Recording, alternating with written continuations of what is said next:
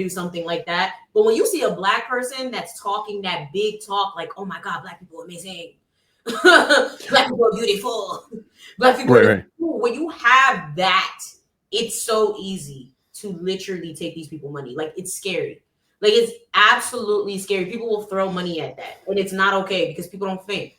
You know, a lot of people won't think. A lot of people won't, do whatever. Ooh, shout out to the super chat. Right, I was about to give it a shout out in a second. Thank you, Naj D, for the very gracious $10 super that was over on your side. Shout out to her. Because we're streaming on both channels. We're doing that dual streaming. We got the dual stream going.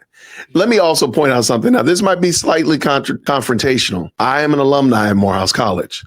And one of the things that HBC, and I'm a proud alumni, one of the things that HBCUs teach you, not intentionally, this is not part of the curriculum, it's not part of any syllabus. We teach you that we don't know how to run things as much as we like to flex and pretend like we do. Really? You leave from HBCU very attuned to the fact that we don't do a good job all the time. We are not excellent all the time. And you know this because most people that talk to some brothers and sisters who went to Howard or FAM or Spelman or Morehouse, ask them how long it took them to go to school. They were able to crunch 4 years of college into 6. You know why? Because a lot of the time things aren't running correctly. Classes aren't situated correctly. Yeah, you're doing that math right there. How'd you take 4 years to turn it into 6? I don't think I know anybody that graduated from an HBCU in 4 years flat. I did. But it was hook and crook. It was hook and crook. I'm telling you. But it wasn't, trust me, I could have easily been there. Now, I was there 4 calendar years, but I took 2 years off. Oh, I did my thing 4 years straight. No, it wasn't 4 years straight. But again, you learn very quickly that we don't really run this stuff as well as we like to project. You'll leave from there like, yeah, Black folk, I love us. And I'll support us, but us don't run stuff as well as we like to project. It's very sad. It's just a reality.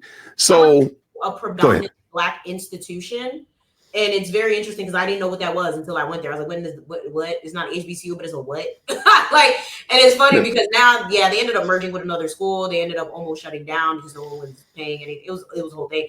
And now that I look at it, it's like, it was pretty mixed, but it was very predominantly Black. And I always think about it now, like, I wonder what the experience would have been like if I would have went to HBCU. I just never really, it was never a thing. I was like, I don't want to. I'll give you a fun experiment. This is a fun experiment, and we'll move on. Go to, next time you're out with some friends, and there's a lot of people that have gone to HBCUs. Ask them, what was the enrollment process like? And we relish in it. That's the bad thing. We relish in the dysfunctional behavior that goes on in enrollment because it's terrible. It's of legend how bad it is to enroll and get your classes lined up at the beginning of the year and get your housing squared away and getting your meal plan squared, all this stuff. It is of legendary status. That's so next time, okay. Well, see, that's the look my wife had when I told her about the experience when she went out. I think she went out with me and some of my classmates and roommates for the first time. And we were just sitting around talking about it. And she's like, this isn't, my wife went to a predominantly white school. And she's like, that's not normal. That's not normal behavior. We had Stockholm syndrome for sure. Yeah, y'all definitely do. We got it.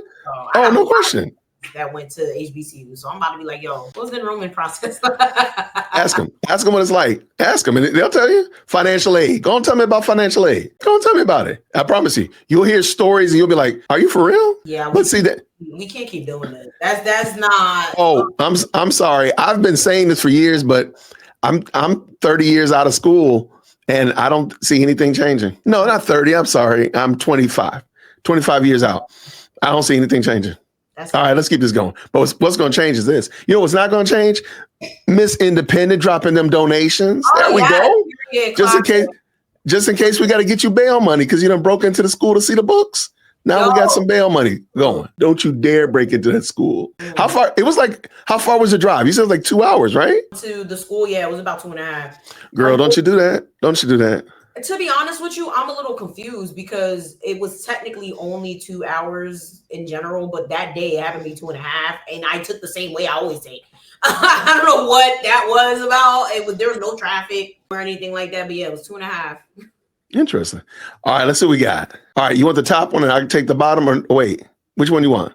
I'll take the top. All right, go ahead. It's not a scam, LOL. Y'all are the people he be talking about. He literally has said bad times that they are trying to block it from being completed. Why the heck would they support a school like that in this racist country? Come on now, common sense. They're trying to settle land and auction it off too. So not a scam, just no one to help him for real. Wow. With the help of hardworking people, he purchased an abandoned building and made it look presentable. Okay. Y'all would put these, like the fact that y'all would put kids in that school, the people that were trying to say it looks okay to me is crazy. There was a lot of that too. Oh, it looks good to me. It looks okay to me. It looks good to us. What? How do you make that conclusion? Oh, thank you. I'm waiting to talk about what has Umar done to justify your good, giving him the benefit of the doubt. That's what I want to talk about.